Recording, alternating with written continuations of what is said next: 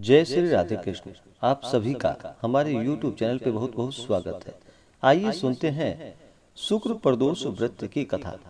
जब भी शुक्रवार के दिन प्रदोष का व्रत पड़ता है तो उसे शुक्र प्रदोष या शुक्रवार प्रदोष व्रत के नाम से जाना जाता है। प्रदोष के व्रत में जो कि भगवान शिव जी का पूजन किया जाता है, जो भी जातक सच्ची श्रद्धा के साथ, नियम और निष्ठा के साथ प्रदोष का व्रत करते हैं, इस दिन भगवान शिव, माता पार्वती साथ में शिव परिवार का पूजन करते हैं। उनके सभी प्रकार के पाप और ताप नष्ट होते हैं और भगवान शिव जी की कृपा से उन्हें सभी प्रकार के सुख समृद्धि की प्राप्ति होती है और अंत में मोक्ष की प्राप्ति होती है। प्रदोष का व्रत जो कि हर माह के कृष्ण पक्ष और शुक्ल पक्ष की त्रयोदशी तिथि के दिन जब भी प्रदोष काल का समय प्राप्त होता है तो उस दिन प्रदोष व्रत को किया जाता है। प्रदोष व्रत में विशेष प्रकार से भगवान शिव जी का प्रदोष काल के समय में पूजन किया जाता है। प्रदोष काल का समय जो कि सूर्यास्त से 72 मिनट पहले और सूर्यास्त के 72 मिनट बाद तक के बीच का जो समय होता है वह समय प्रदोष काल का होता है और इस दौरान भगवान शिव, माता पार्वती साथ में शिव परिवार का अगर पूजन करते हैं, इससे 100 गायों को दान करने के बराबर पुण्य फलों की प्राप्ति होती है। प्रदोष का व्रत कम से कम 11 या 26 प्रदोष का व्रत रखना चाहिए। अगर इसके बाद आपकी मर्जी हो तो आगे भी कर सकते हैं, नहीं तो आप फिर व्रत का उद्यापन करें। जो भी जातक प्रदोष का व्रत करते हैं उन्हें चाहिए प्रदोष व्रत के दिन सुबह उठकर नित्य क्रियाओं से निवृत्त होकर गंगा नदी में या घर के नहाने के पानी में थोड़ा सा गंगा जल मिलाकर स्नान करना चाहिए, शुद्ध वस्त्र धारण करना चाहिए और फिर व्रत का संकल्प लेना चाहिए। भगवान शिव जी से प्रार्थना करनी चाहिए कि हे भगवान भोलेनाथ, आज मैं प्रदोष का व्रत करने जा रही हूँ या करने जा रहा हूँ। इस प्रकार से भगवान से प्रार्थना करनी चाहिए। आपके मन में जो भी इच्छा हो, जो भी कामना हो, वह कहनी चाहिए और भगवान से प्रार्थना करें कि हे भगवान, यह व्रत मेरा सफलता पूर्वक पूर्ण हो और मेरे सभी प्रकार के मनोरथ पूर्ण हो। आप हमें आशीर्वाद प्रदान करें। और इस दिन भर उपवास रहते हुए इस दिन भगवान शिव जी का सुबह और विशेष प्रकार से प्रदोष काल के समय में पूजन करना चाहिए। जो उपवास न रह पाए, जिनका स्वास्थ्य सही ना हो, वो एक समय फलाहार का प्रयोग करें और इस व्रत का पारण जो कि अगले दिन जाकर के इस व्रत का पारण किया जाता है। तो आइए सुनते हैं प्रदोष व्रत की कथा। उसके बाद फिर जानेंगे प्रदोष व्रत के शुभ मुहूर्त के बारे में, पूजन विधि के बारे में, महत्व के बारे में, इस दिन क्या करना चाहिए, नहीं करना चाहिए, किन बातों का ध्यान रखना चाहिए, तो जानेंगे इन सबों के बारे में। अगर आप प्रदोष व्रत के उपलक्ष्य में ब्राह्मण दक्षिणा, अन्नदान, वस्त्रदान आदि के लिए देना चाहते हो तो आप अपने श्रद्धा और सामर्थ्य के अनुसार हमें डिस्क्रिप्शन में जाकर के वहां से गूगल पे, फोन पे या अकाउंट नंबर के माध्यम से आप अपने श्रद्धा और सामर्थ्य के अनुसार हमें ब्राह्मण दक्षिणा प्रदान कर सकते हैं।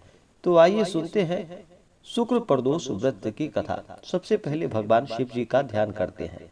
ध्यायेत नित्यम महेशम रत्गिरणिभम चारु चंद्रावतंसम रत्नाकल्पोज्ज्वलांगम परशु मृगवरा भीतिहस्तम प्रसन्नम पद्मासीनम समन्तात् अस्तुत्मर्गनैर व्याघ्रकृतिम वशानम विश्वाद्यम विश्ववन्द्यम निखिल भयहरम पंचवक्त्रम त्रिनेत्रम। ओम नमः शिवाय। हे भगवान भोलेनाथ, आप करोड़ों चंद्रमा के समान कांतिवान, त्रिनेत्रधारी, मस्तक पर चंद्रमा का आभूषण धारण करने वाले, पिंगल वर्ण के जटाजूटधारी, नीले कंठ तथा अनेक रुद्राक्ष मालाओं से सुशोभित, वरदहस्त, त्रिशूलधारी, नागों के कुंडल पहनने वाले, व्याघ्र चर्म धारण किए हुए, रत्न जड़ित सिंहासन पर विराजमान शिव जी हमारे सारे कष्टों को दूर करे और सुख समृद्धि का आशीर्वाद प्रदान करे। तो बोलिए प्रेम से भगवान भोलेनाथ की जय, माता पार्वती की जय, सर्व देवी देवता की जय। कुछ समय पहले की बात है कि प्राचीन काल में एक नगर में 3 मित्र रहते थे। एक राजकुमार, दूसरा ब्राह्मण कुमार और तीसरा धनिक पुत्र। राजकुमार व ब्राह्मण कुमार का विवाह हो चुका था। धनिक पुत्र का भी विवाह हो गया था, किंतु गौना शेष था। एक दिन तीनों मित्र स्त्रियों की चर्चा कर रहे थे। ब्राह्मण कुमार ने स्त्रियों की प्रशंसा करते हुए कहा कि नारीहीन घर भूतों का डेरा होता है। धनिक पुत्र ने यह सुना तो तुरंत ही अपनी पत्नी को लाने का निश्चय कर लिया। माता पिता ने उसे समझाया कि अभी शुक्र देवता डूबे हुए हैं, ऐसे में बहू और बेटियों को उनके घर से विदा करवा लाना यह शुभ नहीं होता। किंतु धनिक पुत्र नहीं माना और ससुराल जा पहुंचा। ससुराल में वहां भी उसे रोकने का प्रयास किया गया। बहुत बार उसे रोका गया, मगर उसके जिद की सामने किसी की ना चली। अंत में लड़की के माता पिता को विवश होकर अपनी कन्या की विदाई करनी पड़ी। ससुराल से विदा होकर पति पत्नी नगर से बाहर निकले ही थे कि उनकी अचानक बैलगाड़ी के पहिए टूट गए और अलग हो गए। एक बैल की टांग भी टूट गई। दोनों को काफी चोट आई और फिर वे दोनों आगे बढ़ते रहे। कुछ दूर जाने पर उनकी भेंट डाकुओं से हुई। डाकू धन धान्य लूट कर ले गए। दोनों रोते और पीटते हुए घर पहुंचे। वहां धनिक पुत्र को घर जाकर सर्प ने डस लिया। उसके पिता ने वैद्य को बुलवाया। वैद्य ने निरीक्षण के बाद घोषणा की कि धनिक पुत्र 3 दिन में मर जाएगा। जब ब्राह्मण कुमार को यह समाचार प्राप्त हुआ तो वह तुरंत आया।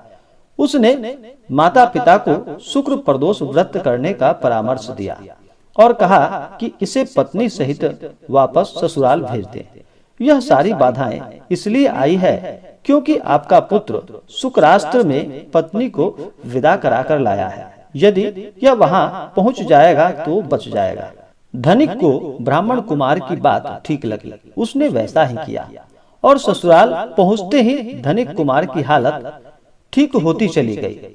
शुक्र प्रदोष के महात्म से सभी घोर कष्ट जो आया था वह टल गया। भगवान शिव की कृपा से उस धनिक पुत्र की जान बच गई और सभी प्रकार के सुख और समृद्धि की प्राप्ति हुई। हे भगवान भोलेनाथ, जिस प्रकार से आपने उस धनिक पुत्र का कष्ट दूर किया, इसी प्रकार से हे भगवान महादेव, हे भगवान भोलेनाथ, जो भी भक्त आपका प्रदोष का व्रत करे या प्रदोष व्रत का कथा श्रवण करे, हे भगवान भोलेनाथ, आप उसे और उसके समस्त परिवार को सदा खुशहाल रखना, उन्हें सदा सभी प्रकार के सुख और समृद्धि को प्रदान करना और सभी कष्टों से उन्हें दूर रखना। तो बोलिए प्रेम से भगवान भोलेनाथ की जय, माता पार्वती की जय, सर्व देवी देवता की जय। तो आइए जानते हैं पहले प्रदोष व्रत के शुभ मुहूर्त के बारे में। प्रदोष का व्रत जो कि इस बार त्रयोदशी तिथि प्रारंभ समय 22 सितंबर 2022 दिन गुरुवार रात्रि 1:19 और त्रयोदशी तिथि की समाप्ति होगी 23 सितंबर 2022 दिन शुक्रवार रात्रि 2:32। तो हमें प्रदोष काल का जो समय प्राप्त हो रहा है त्रयोदशी तिथि में, वह 23 सितंबर 2022 दिन शुक्रवार को प्राप्त हो रहा है। तो इस दिन इस व्रत को किया जाएगा और जब भी शुक्रवार के दिन प्रदोष का व्रत होता है तो उसे शुक्रवार प्रदोष या शुक्र प्रदोष व्रत के नाम से जाना जाता है। इस दिन के व्रत को करने से सौभाग्य और दाम्पत्य जीवन खुशहाल रहता है। प्रदोष व्रत के दिन जो कि सूर्योदय समय सुबह 5:46 और सूर्यास्त शाम 5:53। इस दिन राहु काल का जो समय होगा वह समय सुबह 10:19 से सुबह 11:51 तक। राहु काल समय के दौरान कोई भी शुभ कार्य या नया कार्य नहीं करना चाहिए, यह लाभकारी नहीं होता है। इस दिन अभिजीत मुहूर्त जो कि सुबह 11:26 से दोपहर 12:14 तक। इस दिन नक्षत्र जो कि मघा नक्षत्र अगले दिन सुबह 3:51 तक होगा। उसके बाद पूर्वा फाल्गुनी नक्षत्र। योग जो कि सिद्धि योग सुबह 9:54 तक। उसके बाद श्राद्ध योग होगा। हर माह के कृष्ण पक्ष और शुक्ल पक्ष की त्रयोदशी तिथि के दिन जब भी प्रदोष काल का समय प्राप्त होता है उस दिन प्रदोष व्रत को किया जाता है। प्रदोष के व्रत में भगवान शिव और माता पार्वती साथ में शिव परिवार का पूजन किया जाता है। प्रदोष का व्रत यह सभी प्रकार के पापों को नष्ट करने वाला है तथा सुख और समृद्धि को प्रदान करने वाला है। जिस दिन भी प्रदोष का व्रत पड़ता है उस दिन के नाम से उसे जाना जाता है और उस दिन के प्रदोष व्रत का अपना विशेष महत्व होता है। अगर रविवार के दिन प्रदोष व्रत हो तो उस दिन के व्रत को करने से आयु वृद्धि तथा अच्छे स्वास्थ्य लाभ की प्राप्ति होती है। सोमवार के दिन प्रदोष व्रत हो उस दिन के व्रत को करने से आरोग्यता की प्राप्ति होती है और इंसान की सभी इच्छाओं की पूर्ति होती है। मंगलवार के दिन प्रदोष व्रत हो तो उस दिन के व्रत को करने से रोगों का नाश होता है और स्वास्थ्य लाभ की प्राप्ति होती है। बुधवार के दिन प्रदोष व्रत हो तो उस दिन के व्रत को करने से सभी कामनाओं की पूर्ति होती है। गुरुवार के दिन प्रदोष व्रत हो तो उस दिन के व्रत को करने से शत्रुओं का विनाश होता है। शुक्रवार के दिन अगर प्रदोष व्रत पड़े तो उस दिन के व्रत को करने से सौभाग्य और दाम्पत्य जीवन की सुख शांति के लिए शुक्रवार के प्रदोष व्रत को किया जाता है। शनिवार के दिन प्रदोष व्रत को करने से संतान लाभ की प्राप्ति होती है। जो भी सच्ची श्रद्धा के साथ अपने उद्देश्यों को ध्यान में रखते हुए प्रदोष का व्रत करते हैं, इस दिन भगवान शिव माता पार्वती का पूजन करते हैं। इससे भगवान शिव जी प्रसन्न होकर के अपने भक्तों को अपना कृपा प्रदान करते हैं। प्रदोष का व्रत 11 या कम से कम 26 त्रयोदशी का व्रत रखना चाहिए। उसके बाद अगर संभव ना हो तो व्रत का उद्यापन अवश्य ही करना चाहिए। जो भी जातक प्रदोष का व्रत करते हैं उन्हें चाहिए कि प्रदोष व्रत जो कि त्रयोदशी तिथि में जब भी प्रदोष काल का समय प्राप्त होता है उस दिन प्रदोष व्रत को करना चाहिए। इस दिन सुबह उठ करके नित्य क्रियाओं से निवृत्त होकर गंगा नदी में या घर के नहाने के पानी में थोड़ा सा गंगा जल मिलाकर स्नान करना चाहिए, शुद्ध वस्त्र धारण करना चाहिए और फिर व्रत का संकल्प लेना चाहिए। भगवान शिव जी से प्रार्थना करनी चाहिए कि हे भगवान भोलेनाथ, आज मैं प्रदोष का व्रत करने जा रहा हूँ या करने जा रही हूँ। इस प्रकार से भगवान से प्रार्थना करें। आपके मन में जो भी इच्छा हो, जो भी कामना हो वह कहे और भगवान से कहे कि यह व्रत मेरा सफलता पूर्वक पूर्ण हो, आप हमें आशीर्वाद प्रदान करें। इस प्रकार से भगवान से प्रार्थना करते हुए इस दिन सुबह और शाम के वक्त विशेष प्रकार से शाम के समय प्रदोष काल के समय में भगवान का पूजन करना चाहिए। प्रदोष काल का समय जो कि सूर्यास्त से 72 मिनट पहले और सूर्यास्त के 72 मिनट बाद तक के बीच का जो समय होता है यह प्रदोष काल का समय होता है। इस दौरान भगवान शिव जी, माता पार्वती साथ में शिव परिवार का पूजन करना चाहिए। प्रदोष व्रत के दिन इस दिन दिन भर उपवास रहते हुए भगवान शिव का प्रदोष काल के समय में पूजन करना चाहिए और इस व्रत का पारण जो कि अगले दिन जाकर के इस व्रत का पारण किया जाता है। इस दिन उपवास रहना संभव ना हो तो आप फलाहार का सेवन कर सकते हैं। इस दिन जहाँ तक हो सके भगवान शिव के मंत्रों का पुरुषों को ओम नमः शिवाय और स्त्रियों को केवल नमः शिवाय नाम का जप करना चाहिए। इससे लाभ की प्राप्ति होती है। जो भी प्रदोष का व्रत करते हैं उन्हें भगवान के पूजन के लिए अगर आप मंदिर में कर रहे हो, मंदिर में पूजन करना बड़ा ही पुण्य फलदायक होता है। अगर मंदिर में ना जा पाए तो घर में ही भगवान के पूजन के लिए एक अच्छा सा जगह ले। पूजन के लिए सबसे अच्छा ईशान कोण होता है तो वहाँ पे भगवान शिव की प्रतिमा या फोटो रख करके पूर्व या उत्तर की ओर मुख करके कुशा के आसन का प्रयोग करके बैठना चाहिए। वहाँ पे एक चौकी लगा करके चौकी पे भगवान शिव जी के लिए सफेद वस्त्र और माता पार्वती के लिए लाल वस्त्र बिछा करके अच्छे से मंडप बना करके 5 रंगों से सजा करके उसके बाद भगवान शिव की प्रतिमा या फोटो को रख करके पूरे विधि विधान के साथ पूजन करना चाहिए। किसी भी प्रकार के व्रत या पूजन में सबसे पहले भगवान गणेश का पूजन करना चाहिए क्योंकि भगवान गणेश प्रथम पूजनीय हैं। इन्हें सभी प्रकार के शुभ और मांगलिक कार्यों में प्रथम पूजनीय का स्थान प्राप्त है। तो सबसे पहले भगवान गणेश का पूजन कर ले और भगवान शिव के पूजन में नंदी देव का पूजन प्रथम करना चाहिए। उसको गणेश जी के पूजन करने के बाद नंदी देवता का पूजन करे, भगवान शिव के गणों का पूजन करे, श्रृंगी, भृंगी, कीर्तमुख, कुबेर, कार्तिकेय, शिव परिवार का पूजन करे, फिर भगवान भोलेनाथ और माता पार्वती का पूजन करे। इस दिन भगवान शिव जी का जल से अभिषेक करे, पंचामृत से अभिषेक करे, शुद्ध गंगा जल से अभिषेक करे। भगवान भोलेनाथ को सफेद वस्त्र चढ़ाएं, यज्ञोपवीत चढ़ाएं, फिर अक्षत, चंदन, पुष्पों की माला भगवान शिव जी को अर्पित करे। बिलपत्र 3 पत्ते वाला उस पे राम का नाम लिख करके भगवान शिव जी को बिलपत्र अवश्य चढ़ाएं।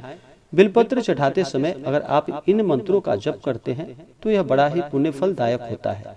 मंत्र: ओम त्रिदलम त्रिगुणाकारम त्रिनेत्रम च त्रिधायुधम त्रिजन्म पाप संघारम बिल्वपत्रम शिवार्पणम। अगर भगवान शिव जी को सच्ची श्रद्धा के साथ बिल्वपत्र अर्पित करते हैं तो व्यक्ति के 3 जन्मों के पाप भी नष्ट हो जाते हैं। तो भगवान शिव जी को बिल्वपत्र अवश्य चढ़ाएं। फिर शमी पत्र, भांग, धतूरा, मंदार की माला भगवान शिव जी को अर्पित करें। फिर धूप और दीप दिखाएं। अनेक प्रकार का नैवेद्य अपने श्रद्धा भक्ति भाव के साथ जो भी ऋतु फल हो या मिष्ठान आदि हो, भगवान शिव जी को उसका भोग लगाएं। जल से आचमनी करवाएं। द्रव्य और दक्षिणा चढ़ाएं। मुख शुद्धि के लिए तांबूल यानी कि पान पत्र, सुपारी और लौंग इलायची के साथ में भगवान शिव जी को चढ़ाएं। इसी प्रकार से माता पार्वती का पूजन करें। माता पार्वती का जल से अभिषेक करें, पंचामृत से अभिषेक करें, शुद्ध गंगा जल से अभिषेक करें। माता को लाल वस्त्र चढ़ाएं, श्रृंगार की वस्तुएं चढ़ाएं, अक्षत, चंदन, पुष्पों की माला माता पार्वती को चढ़ाएं। स्त्रियां माता पार्वती को सिंदूर चढ़ाएं और पुरुष माता पार्वती को चंदन अर्पित करें। फिर धूप और दीप दिखाएं। अनेक प्रकार का नैवेद्य भोग लगाएं। जल से आचमनी करवाएं। द्रव्य दक्षिणा चढ़ाएं। मुख शुद्धि के लिए एला, लवंग, तांबूल आदि अर्पित करें। इसके बाद फिर जिस दिन भी प्रदोष का व्रत हो उस दिन के प्रदोष व्रत का कथा श्रवण करें। उसके बाद फिर आरती करें। इस प्रकार से जो भी सच्ची श्रद्धा के साथ प्रदोष का व्रत करते हैं, इस दिन भगवान शिव जी का पूजन करते हैं तो भगवान शिव जी अपना कृपा प्रदान करते हैं। जो भी व्रत को रखते हैं उन्हें इस दिन, व्रत वाले दिन, किसी के ऊपर क्रोध नहीं करनी चाहिए। अपने मन में किसी के प्रति ईर्ष्या या द्वेष का भाव नहीं लाना चाहिए। ब्रह्मचर्य का पालन करना चाहिए। शुद्ध और सात्विकता का पालन करते हुए इस दिन रहना चाहिए। अपने से बड़ों का सदा ही आदर और सम्मान करना चाहिए। महिलाओं का कभी भी अपमान नहीं करना चाहिए। जहाँ पर भी महिलाओं का अपमान होता है वहाँ से माता स्त्री लक्ष्मी रुष्ट होकर चली जाती है। तो महिलाओं का बिल्कुल भी अपमान ना करे। जहाँ तक हो सके दान पुण्यों का कार्य करे। गरीबों को भोजन कराए, ब्राह्मणों को भोजन कराए। इससे पुण्य फलों की प्राप्ति होती है। और फिर इस व्रत का पारण, जो कि अगले दिन जाकर के इस व्रत का पारण किया जाता है। इसी प्रकार से जो भी भक्त सच्ची श्रद्धा के साथ, नियम और निष्ठा के साथ प्रदोष का व्रत करते हैं तो भगवान शिव जी उनके सभी मनोकामनाओं को पूर्ण करते हैं। तो आशा करता हूँ कि यह जानकारी आपको अच्छा लगा हो। ऐसे ही ज्ञानवर्धक जानकारियाँ प्राप्त करने के लिए हमारे इस चैनल पे अगर आप नए हैं तो चैनल को लाल बटन दबा करके सब्सक्राइब करें। साथ में बेल आइकन घंटी को दबाएं ताकि मेरे वीडियो का नोटिफिकेशन आपको समय से मिलता रहे। वीडियो को लाइक करें, शेयर करें। सुखी रहें और स्वस्थ रहें। जय श्री राधे कृष्ण। धन्यवाद।